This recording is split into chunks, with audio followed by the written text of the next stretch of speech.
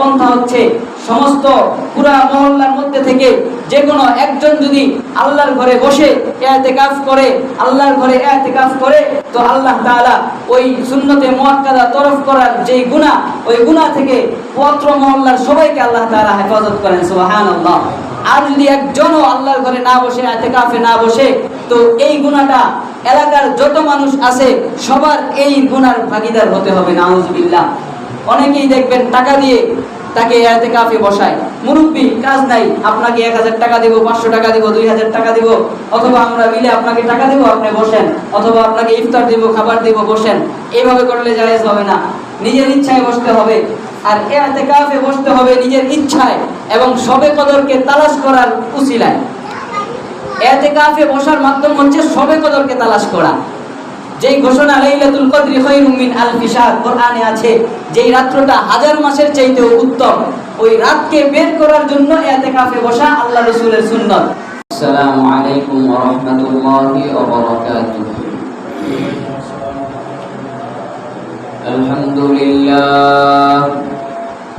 আলহামদুলিল্লাহ নাহমাদুহু ওয়া নাস্তাঈনুহু ওয়া নাস্তাগফিরুহু ونعوذ بالله من شرور أنفسنا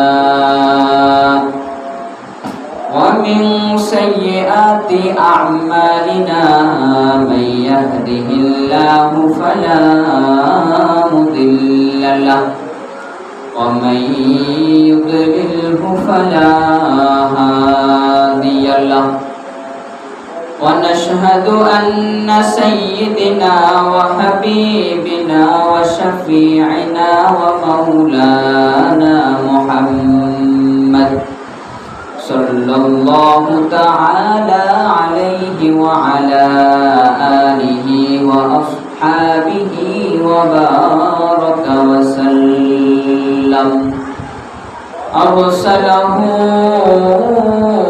بالحق بشيرا ونذيرا وداعيا إلى الله بإذنه وسراجا وقمرا منيرا. أما بعد فقد قال الله تبارك وتعالى في كلامه المجيد وفي فرقانه الحميد. أعوذ بالله من الشيطان الرجيم. بسم الله الرحمن الرحيم. والذين يكنزون الذهب والفضة ولا ينفقونها في سبيل الله